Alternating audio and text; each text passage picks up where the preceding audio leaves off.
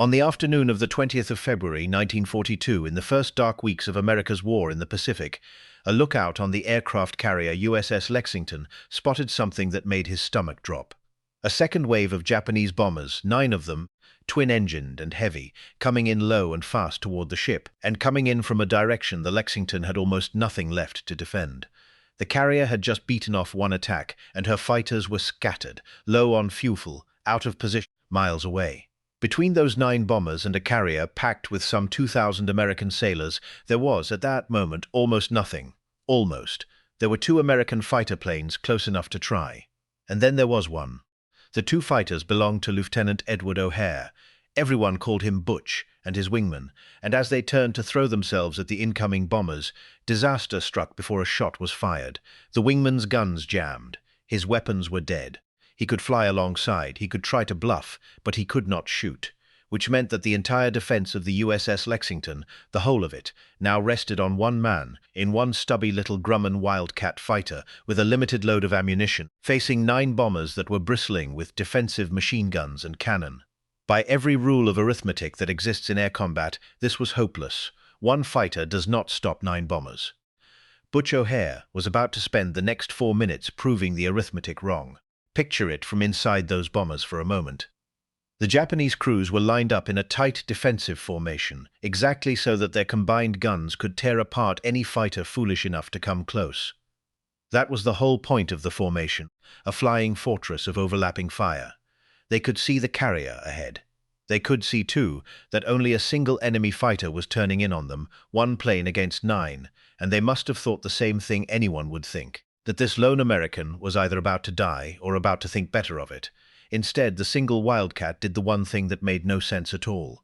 It did not peel away. It bored straight into the teeth of all of them at close range. He survived the first pass, and the bombers began to fall. O'Hare did not fire wildly. He was, by every account, one of the finest marksmen in naval aviation, and he used it now with a cold precision. Aiming for the engines, put a burst into an engine, and a heavy bomber is finished. He slashed in from the side, fired, broke away, climbed, and came back for another pass, and another, working his way down the formation, and one after another the big bombers staggered, smoked, and dropped out of the sky. He had only a few seconds of ammunition to his name, and he made nearly every round count, and the Japanese formation, which had come in so tight and so confident, began to come apart in the air. Please take a moment to subscribe to the channel and to give this video a like and stay with us all the way to the end. It was over in about 4 minutes. In that handful of minutes, alone and unaided, flying through the combined fire of the whole formation, Butch O'Hare was credited with shooting down 5 of the 9 bombers and damaging a 6th. Later historians have debated the exact count. In the chaos of a fast air battle, precise scoring is almost impossible, and the true number may have been somewhat lower.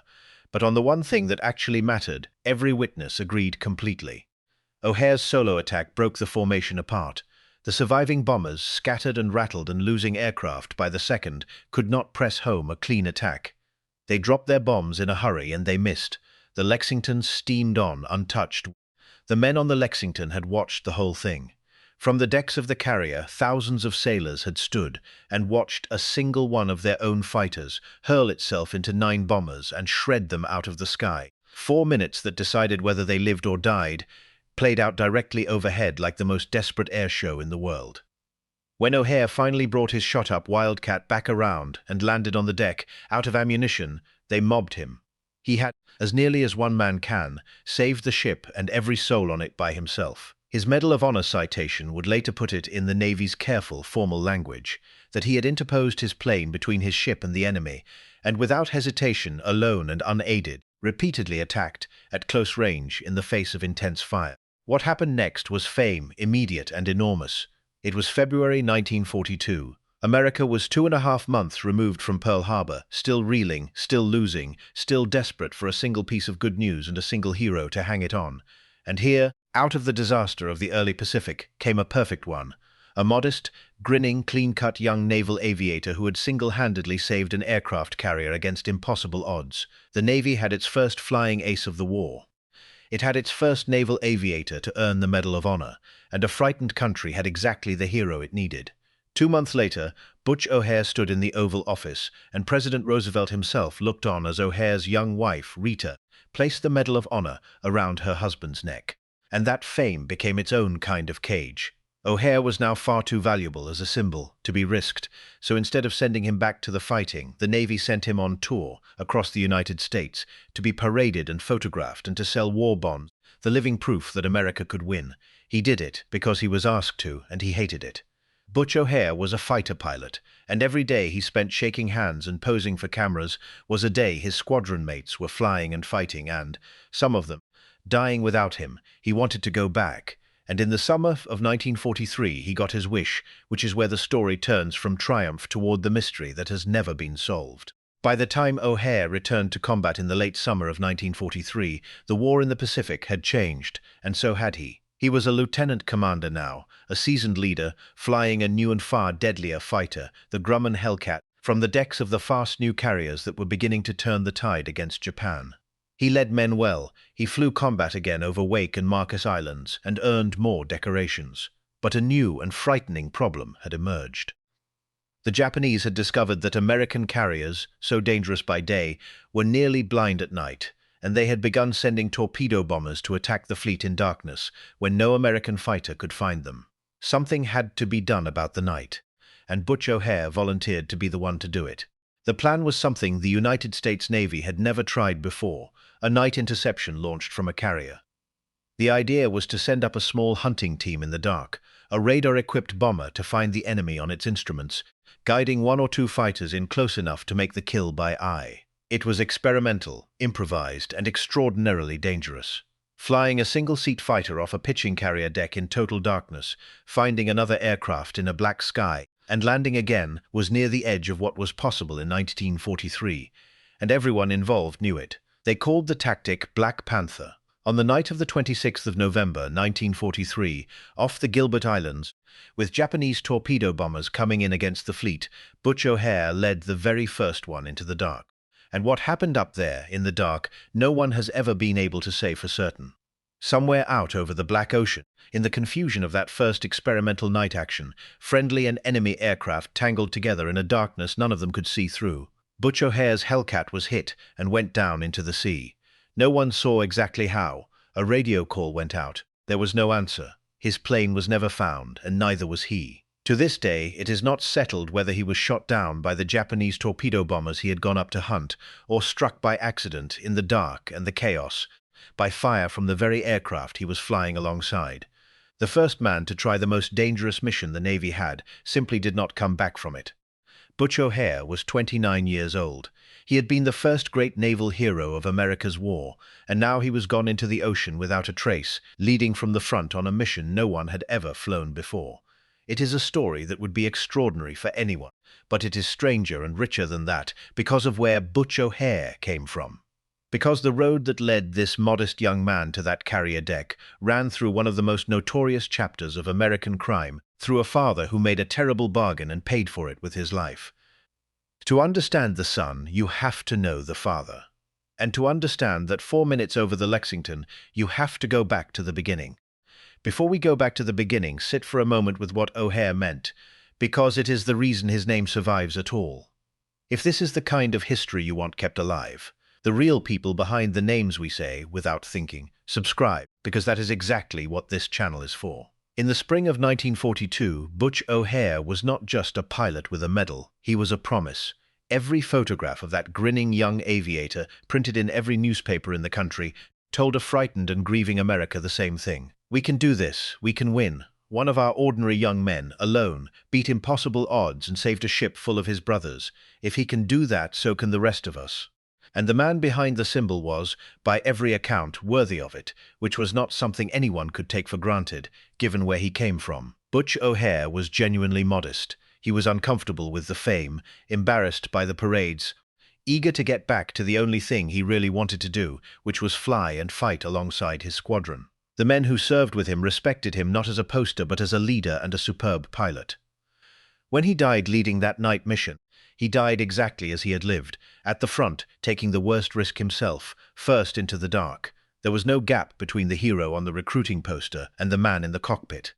But the poster never mentioned his father, and his father's story is one of the most remarkable in the whole tale.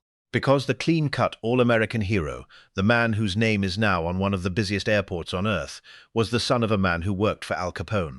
That fact, and the strange, sad, redemptive story behind it, is not a footnote to Butch O'Hare's life. It may be the key to it. To see why, we need to do what we have been promising. To step all the way back, past the Medal of Honor and the 4 minutes over the Lexington, to a boy growing up in the shadow of the most famous gangster in American history, and to the father who, in the end, may have traded his own life to give his son a clean name to fly under.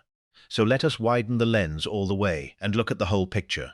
At a boy from St. Louis and Chicago, and the father whose choices shaped him, at how that boy became one of the finest fighter pilots in the United States Navy, and at the carrier and the mission that carried him, in February 1942, into 4 minutes that would make him immortal.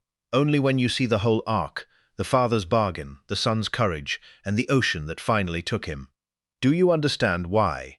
Every single day, millions of people say the name O'Hare without knowing they are speaking of a hero. Edward O'Hare was born in 1914, and his father, also named Edward, but known to everyone as Easy Eddie, was a brilliant, ambitious lawyer.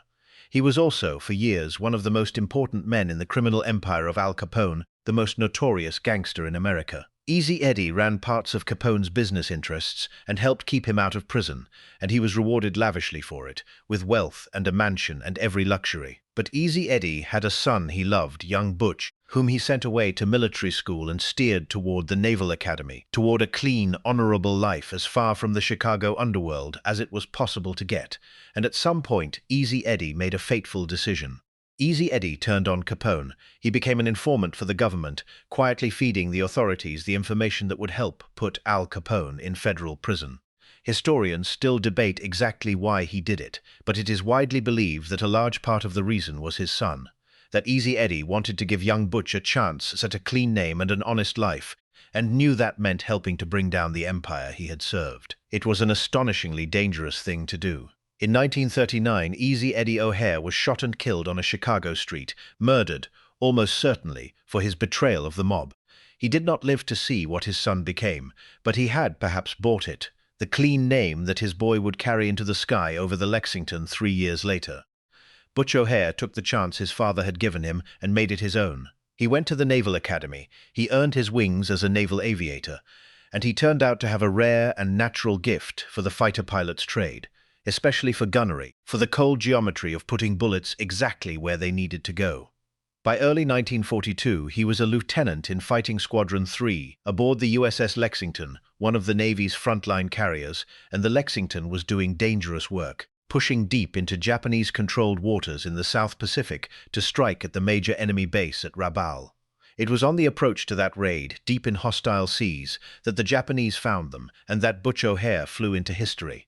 So hold the whole arc in your mind now. A gangster's lawyer who turned informant and was murdered for it, quite possibly to give his son a clean name. That son growing into one of the finest fighter pilots the Navy had, and that pilot, alone in a stubby Wildcat over a threatened carrier, spending 4 minutes proving that one determined man really can change the course of a battle. Knowing where he came from, the modesty and the courage make a deeper kind of sense. Butch O'Hare had been given a clean name at a terrible price, and he spent his short life making it worth what it had cost, and the way his country chose to keep that name is something you have taken part in yourself, almost certainly, without ever knowing it. Here is the payoff, the thing that makes this whole story land. If you have ever flown in or out of Chicago, one of the busiest air hubs on the entire planet, where tens of millions of passengers pass through every year, you have spoken his name. O'Hare International Airport is named for Butch O'Hare. In 1949, the city of Chicago renamed its airport in honor of the local boy who became the Navy's first ace and gave his life in the Pacific, and ever since, millions upon millions of people every year have said O'Hare and printed it on tickets, and watched it flash on departure boards, with no idea whatsoever that it is the name of a young man who once flew for single fighter into 9 bombers to save 2,000 of his brothers. The busiest place many Americans ever stand is a memorial, and almost no one knows it. And it is not only the airport. In 1945, the Navy named a warship for him, the destroyer USS O'Hare. And in the middle of one of the busiest airports on Earth, if you know to look, there is something more moving than any plaque. A real Grumman Wildcat fighter, The same stubby type Butch flew that day, recovered from the bottom of Lake Michigan and restored, hanging in the terminal so that the travelers rushing past with their coffees and their carry-ons walk beneath the very kind of machine in which a 27-year-old changed a battle in 4 minutes.